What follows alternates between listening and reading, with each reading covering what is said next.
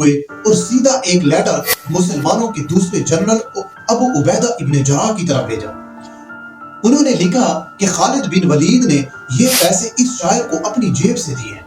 تو یہ اس نے فضول خرچ کی ہے، اور اگر یہ پیسے اس نے مسلمانوں کی بیت المال سے دیے ہیں تو یہ اس نے خیانت کی ہے۔ In any case خالد بن ولید کو ان کی پوزیشن آرمی چیف کے عہدے سے ہٹانا جائز ہے، اور آگے لکھا کہ آج سے تم ابو عبیدہ ابن جراح مسلمانوں کی فوج کے آرمی چیف ہوں گے۔ لیکن حضرت عمر نے خالد بن ولید کو مسلمانوں کی فوج سے ہٹایا نہیں بلکہ ایک رینک نیچے کر دیا، اور اس کے بعد بھی وہ فوج کے بہت بڑے جنرل تھے، مطلب فوج کے سیکنڈ ہینڈ کمانڈر تھے۔ جب ابو عبیدہ نے خالد بن ولید کو حضرت عمر کا یہ لیٹر دکھایا تو چاہیے تو یہ تھا کہ خالد بن ولید کو سخت غصہ آتا، ان کی ساری محنت مطلب پہلے عرب فتح کرنا، اس کے بعد پرشین امپائر کو فتح کرنا، اور پھر رومن امپائر کو فتح کرنے کے بعد ان کو یہ صلہ دیا جا رہا ہے۔ لیکن یہ لیٹر پڑھنے کے بعد خالد بن ولید نے ابو عبیدہ بن جراح سے کہا، سمعنا واطعنا، ہم نے سنا اور ہم نے اطاعت کی، اور بغیر کسی غصے یا ناراضگی دکھانے کے انہوں نے ابو عبیدہ سے کہا کہ آج سے میں آپ کا یعنی آرمی چیف ابو عبیدہ بن جراح کا رائٹ ہینڈ بن کر رہا ہوں۔ ایسے ہم آج کل بہت نارمل بات سمجھتے ہیں کہ وہ صحابہ تھے، آف کورس انہوں نے ایسا ہی کرنا تھا، لیکن اگر دنیا کے سارے بڑے جنرلز کی ہسٹری اٹھا کر دیکھیں تو ایسا تاریخ میں کبھی نہیں ہوا۔ ہسٹری میں جب بھی کسی لیڈر نے اپنے اتنے پاورفل جنرل کو ہٹانے کی کوشش کی تو اس جنرل نے ہمیشہ بغاوت کی ہے، اور یا بغاوت کرنے کی کوشش کی ہے۔ مثال کے طور پر پرشین پاشا خسرو نے اپنے جنرل کو ہٹایا تو رستم نے اس کے خلاف بغاوت شروع کر دی، اور رومن امپائر کے جنرل پومپئی نے بھی بغاوت کی۔ ان سارے جنرلز کی خالد بن ولید کے سامنے کوئی اوقات نہیں تھی، کیونکہ خالد بن ولید کو آج تک دنیا کے سب سے بڑے جنرلز میں سے ایک مانا جاتا ہے۔ لیکن جب حضرت عمر نے انہیں اپنی پوزیشن یعنی آرمی چیف کے عہدے سے ہٹایا تو انہوں نے بہت ہی پاورفل ہونے کے باوجود کچھ نہیں کیا اور اپنے لیڈر خلیفہ کے آرڈرز مان لی۔ اس وقت مسلمان بہت ہی سخت سچویشن میں تھے، ایک طرف رومن اور دوسری طرف پرشین۔ اگر خالد بن ولید بھی بغاوت کر دیتے تو مسلمانوں کی امپائر ہمیشہ کے لیے ختم ہونے کا خطرہ تھا۔ ناؤ اس مسئلے پر جتنی بھی ریسرچ کی ہے اس میں میں نے دیکھا ہے کہ حضرت عمر اور خالد کے علاوہ ایک تھرڈ بھی بہت امپورٹنٹ کردار ہے۔ ایک تو حضرت عمر تھے جنہوں نے بغیر کسی کی پرواہ کیے مدینہ کی ریاست کو سٹرونگ کرنے کے لیے اتنا بڑا فیصلہ لیا۔ دوسرا خالد بن ولید جنہوں نے اتنا پاورفل ہونے کے باوجود کوئی بھی ایسا سٹیپ نہیں اٹھایا جس سے مسلمانوں کی امپائر کو نقصان پہنچے۔ اور تیسرا اس امپائر کی عوام کو آرمی چیف کے عہدے سے ہٹائے جانے کے بعد ایک دن خالد بن ولید مسلمانوں کے ایک گروپ سے خطاب کر رہے تھے جس میں انہوں نے مسلمانوں کے سامنے کھڑے ہو کر فرمایا کہ مجھے شام سریہ فتح کرنے کے لیے بھیجا گیا، اور جب میں نے پورا شام فتح کر لیا تو عمر نے مجھے اپنی پوزیشن سے ہٹا دیا۔ اب جیسے ہی انہوں نے یہ بات کہی تو مسلمانوں کی کراؤڈ سے ایک عام سا سولجر کھڑا ہوا اور اس نے کہا کہ اے ہمارے سردار، ایسی باتیں مت کرو کیونکہ ان باتوں سے فتنہ پیدا ہو سکتا ہے۔ مطلب اس زمانے میں مسلمانوں کی اس امپائر میں ایک عام پبلک بھی اتنا شعور تھا کہ وہ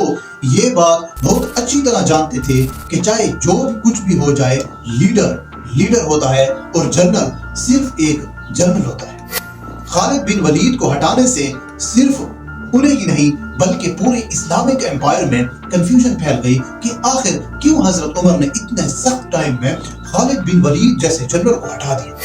جس سے آہستہ آہستہ لوگوں میں بہت ساری غلط فہمیاں پھیلنے لگی اور لوگ عجیب باتیں کرنے لگے۔ فار ایگزامپل کچھ لوگوں نے کہا کہ ہو سکتا ہے کہ خالد بن ولید اور حضرت عمر کے درمیان پرانی کوئی پرسنلی لڑائی ہوگی، اس لیے حضرت عمر نے اسے ہٹا دیا، اور کچھ لوگوں نے یہ تک کہا کہ ہو سکتا ہے کہ خالد بن ولید کوئی کرپشن کی ہو، لیکن حضرت عمر کا جاسوس کا نیٹ ورک اتنا سٹرونگ تھا کہ انہیں عوام کے اندر اس کنفیوژن کا پہلے ہی پتہ چل گیا، تو حضرت عمر نے مسلمانوں کو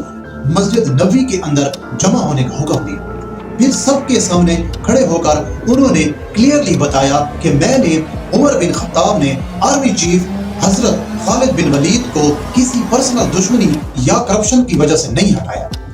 بلکہ صرف اس لیے کیونکہ خالد بن ولید کی زبردست پرفارمنس اور فتوحات کی وجہ سے لوگ اللہ کے بجائے خالد بن ولید پر ٹرسٹ کرنے لگے۔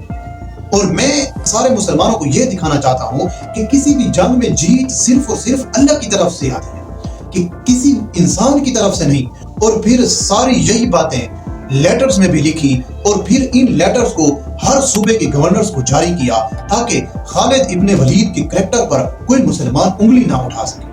اور اس واقعے کے بعد انہوں نے خالد بن ولید کی بیوہ بہن کے ساتھ شادی بھی کی، جس سے کلیئرلی یہ پتہ چلتا ہے کہ حضرت عمر اور خالد بن ولید کے درمیان اس واقعے کے بعد کوئی ایشوز نہیں تھے۔ لوگوں نے حضرت عمر رضی اللہ عنہ کی بات سن کر مان تو لی، لیکن حضرت عمر رضی اللہ عنہ کے سامنے بہت بڑا چیلنج یہ بھی تھا کہ اب انہیں نیکسٹ ہر جنگ جیتنا لازمی تھا، کیونکہ اگر مسلمان خالد بن ولید کی جانے کے بعد جنگیں ہارنے لگے تو لوگ ہمیشہ کے لیے حضرت عمر کے اس ڈیسیجن کو غلط سمجھتے۔ ناؤ آپ رضی اللہ عنہ کی وفات کے بعد ابوبکر کی خلافت میں عرب کی بہت سارے قبیلوں نے مدینہ کی ریاست کی بغاوت کی۔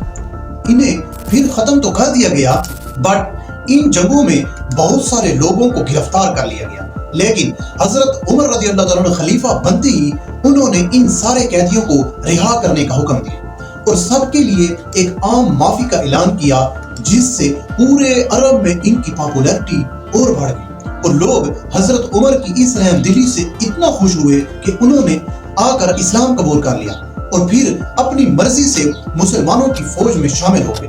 اور ان لوگوں میں ایک شخص طلحہ بھی تھا جس نے ابو بکر رضی اللہ عنہ کے دور میں پیغمبر ہونے کا جھوٹا دعویٰ بھی کیا تھا، لیکن جب عمر کے پاس آئے تو حضرت عمر نے انہیں بھی معاف کیا، وہ بھی مسلمانوں کی فوج میں شامل ہو گئے۔ حضرت عمر کے اس سخت اور زبردست ڈیسیجن کے بعد عرب کے لوگ ان سے اتنا خوش تھے کہ وہ پرانی ساری دشمنیاں چھوڑ کر مسلمانوں کے ساتھ شامل ہو گئے۔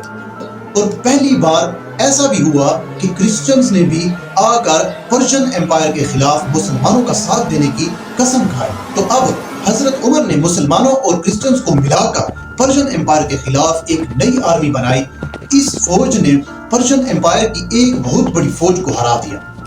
ایٹ دا سیم ٹائم ابو عبیدہ ابن جراح کی لیڈرشپ میں بھی مسلمانوں نے رومن امپائر کے خلاف بہت بڑی فتح حاصل کی اور اس طرح پوری دنیا نے دیکھا کہ مدینہ کی ریاست میں مسلمان خالد بن ولید کے بغیر بھی جنگیں جیت سکتے ہیں اور حضرت عمر رضی اللہ عنہ کا پلان بھی کامیاب ہو گیا۔ لیکن اب مسلمانوں کی سب سے بڑی جنگ یرموک، جنگ قادسیہ قریب آ چکی تھی۔ سبسکرائب